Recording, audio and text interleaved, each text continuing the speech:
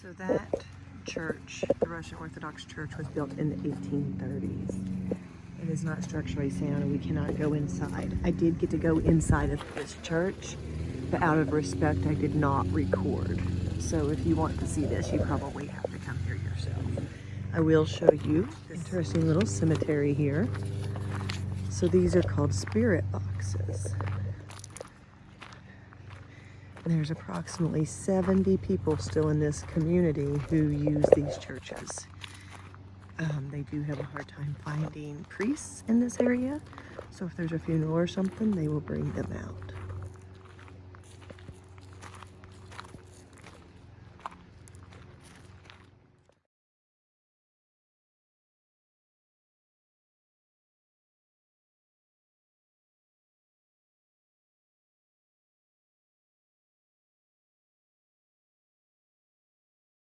We have made it to Anchorage.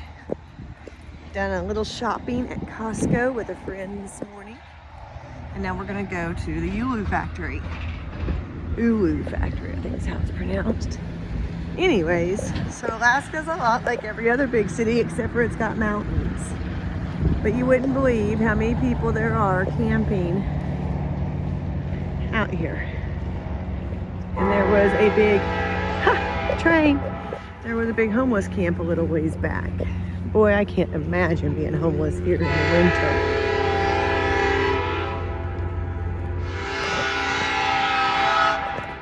Oh, see how pretty the Alaska train is? They don't have it polished up. It is pretty. So we're going to the Ulu factory. Ulu or Ulu? Ulu. Ulu.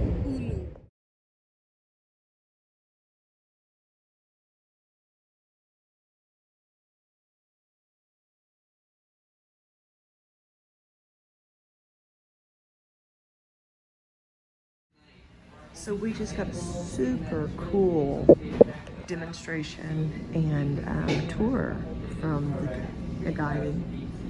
So these things date back to like 3000 BC. This was like one of the original tools that they used. This right here, they've created a bowl that makes it really, really convenient because the knife is shaped at an angle. Let me see if I can find one here to show you. There's one right over here. Let's go look at that real quick. So see how it's shaped. They created a bowl, and this is where the bowl is made. So they pre-glue it. It's a rough shape. They put a hole into it at the depth they want it, and then it will go into the machine, which will take out the excess wood and create the bowl. And then a person takes it from there over to here and gets it all sanded up. They do about 500 of each thing per day here in this factory. So then this is the handle starting area and the CNC machine. And what they'll do is they will use the CNC machine to do the handles. It'll go almost all the way through the wood, but not quite because they don't want the handles flying around the room. And then it's kind of hard to see. But back there in the back, past that guy, is a big green machine that will then go through and break them out. It'll take away that last little piece of wood to make them pop out. And then they will head over here. Yeah, that's cute. They have the neatest stuff in this shop. Over here, this feller, he sands them and makes them all nice and pretty. Over here is where they're assembling them and packaging them. You can see she's working with a set of them. And then they have an engraving area over here. You can see that they can engrave them in all different ways. And then over here on this side, they get the metal, they get the actual metal for the knives already punched out so that there's a limited amount of waste.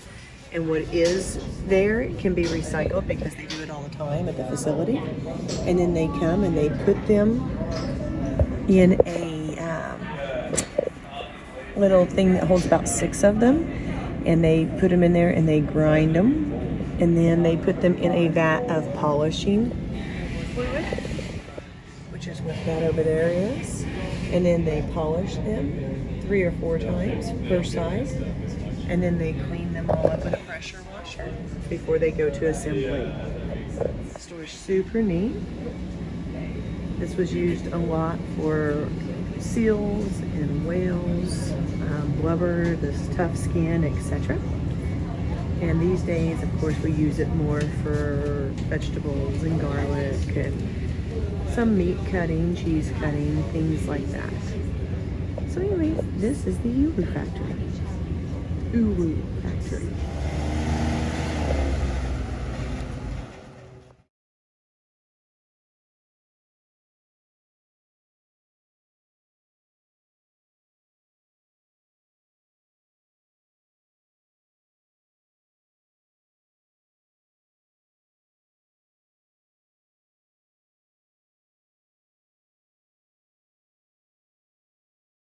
So we're here visiting a friend, and tonight we're going to go play bingo. She's bringing her clients to do some bingo, and we're going to join them tonight. Fingers crossed we win some money, money, money.